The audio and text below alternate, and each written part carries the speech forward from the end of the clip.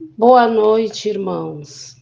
Iniciando o Evangelho no lar do dia de hoje, vamos pedir a Deus e aos espíritos de luz que nos orientam nos trabalhos da nossa Casa Espírita Eulália Nogueira, a paz em nossos corações, a mansidão e, sobretudo, o fortalecimento da nossa fé, para que as palavras contidas no Evangelho segundo o Espiritismo sejam bem aproveitadas por todos. A mensagem de hoje trata-se da lição do capítulo 12, Amai os vossos inimigos, e continuando com os itens 5 e 6, os inimigos desencarnados. Ainda há outros motivos tem o espírita para ser indulgente para com seus inimigos. Sabe ele, primeiramente, que a maldade não é um estado permanente dos homens, que ela decorre de uma imperfeição temporária e que, assim como a criança se corrige dos seus defeitos, o homem mau reconhecerá um dia os seus erros e se tornará bom.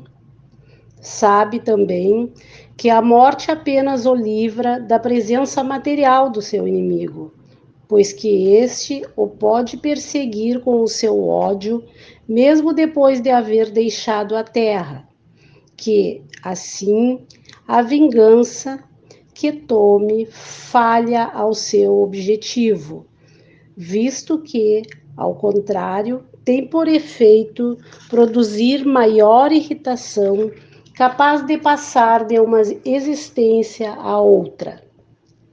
Cabia ao Espiritismo demonstrar, por meio da experiência e da lei que rege as relações entre o mundo visível e o mundo invisível, que a expressão extinguir o ódio com o sangue é radicalmente falsa, que a verdade é que o sangue alimenta o ódio, mesmo no além-túmulo. Cabia-lhe, portanto, apresentar uma razão de ser positiva e uma utilidade prática ao perdão e ao preceito do Cristo. Amai os vossos inimigos. Não há coração tão perverso que, mesmo a seu malgrado, não se mostre sensível ao bom proceder. Mediante o bom procedimento, tira-se pelo menos todo pretexto às represálias, podendo-lhes até fazer de um inimigo um amigo, antes e depois da sua morte. Com um mau proceder, o homem irrita o seu inimigo, que então se constitui instrumento de que a justiça de Deus se serve para punir aquele que não perdoou. Pode-se, portanto, contar inimigos assim entre os encarnados como entre os desencarnados. Os inimigos do mundo invisível manifestam sua malevolência pelas obsessões e subjugações com que tanta gente se vê a braços e que representam um gênero de provações, as quais, como as outras, concorrem para o adiantamento do ser, que por isso as deve receber com resignação e como consequência da natureza inferior do globo terrestre.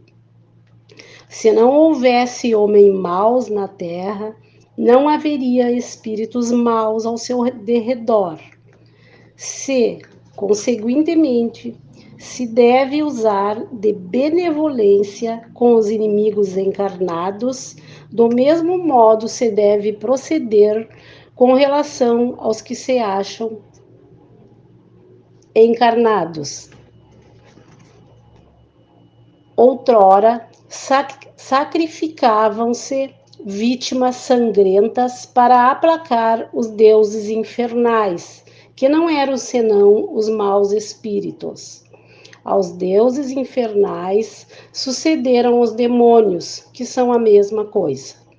O Espiritismo demonstra que esses demônios mais não são do que as almas dos homens perversos, que ainda se não despojaram dos instintos materiais, que ninguém logra aplacá-los, senão mediante o sacrifício do ódio existente, isto é, pela caridade, que esta não tem por efeito unicamente impedi-los de praticar o mal, e sim também o de os reconduzir ao caminho do bem e de contribuir para a salvação deles. É assim que o mandamento, amai os vossos inimigos, não se circunscreve ao âmbito acanhado da terra e da vida presente. Antes, faz parte da grande lei da solidariedade e da fraternidade universais. Então, irmãos, esta lição nos mostra que os sentimentos transcendem a carne e, particularmente, a presente lição mostra que o ódio deve ser excluído do nosso ser, sejamos encarnados, sejamos desencarnados. E, para tanto, a indulgência é necessária. Para isso, devemos ter a disposição de perdoar, a clemência, a misericórdia para com aqueles que nos fizeram o mal. Sempre lembrando que todos nós passamos por estágios de desenvolvimento moral, todos já fomos menos bons. Precisamos também, tanto do perdão, como também precisamos perdoar, para que nós possamos extirpar das nossas vidas o ódio, o rancor, que acaba nos aproximando dos inimigos desencarnados. Bem como, ao sofrermos a interferência desses irmãozinhos, que sejamos benevolentes, para que o bom ânimo que se nos apresente, através da caridade, contribua para a salvação dos inimigos desencarnados. Irmãos, esta lição é tão esclarecedora e tão linda que não nos requer demais aprofundamento que não sejam as palavras de caridade para com todos. Nós precisamos de caridade, que sejam caridosos para conosco. E nós precisamos ser caridosos para com todos, inclusive aqueles desencarnados a quem nós fizemos mal ou que nos fizeram mal.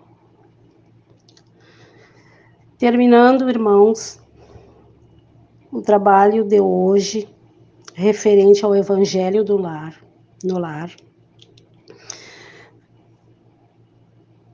Peço a Deus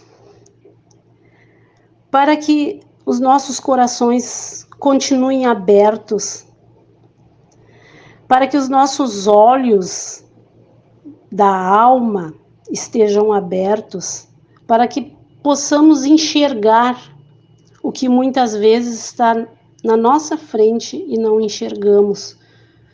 Não somos humildes o suficiente para enxergar.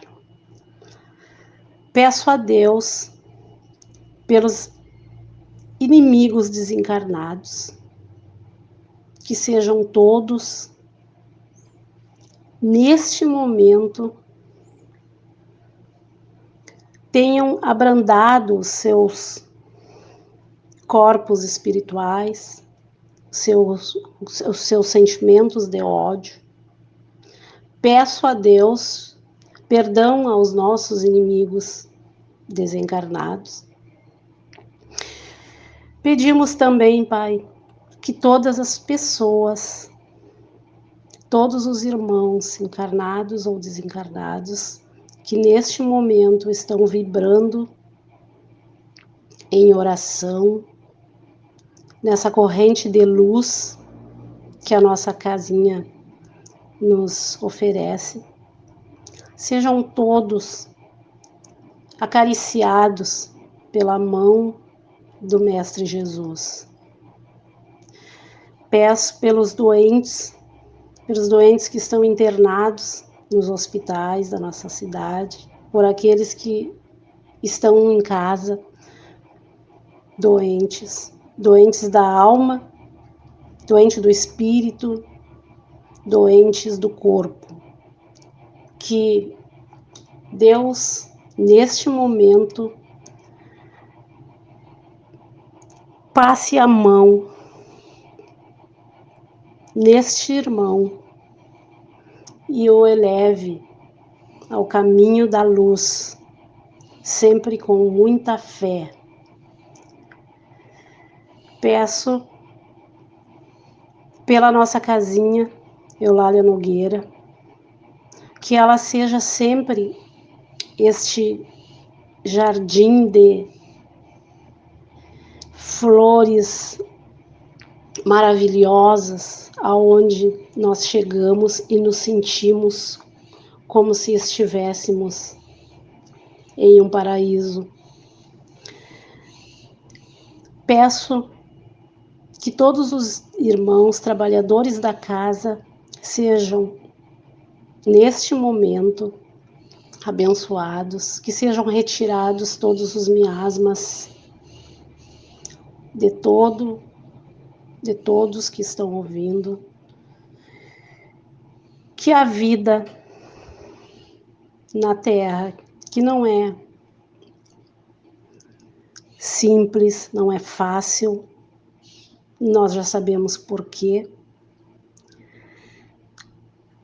tenha sido de aproveitamento até aqui, aqueles irmãos desencarnados, e que nós, ainda encarnados, aproveitemos todo o minuto que nós temos, para que nós elevemos um pouquinho a nossa espiritualidade.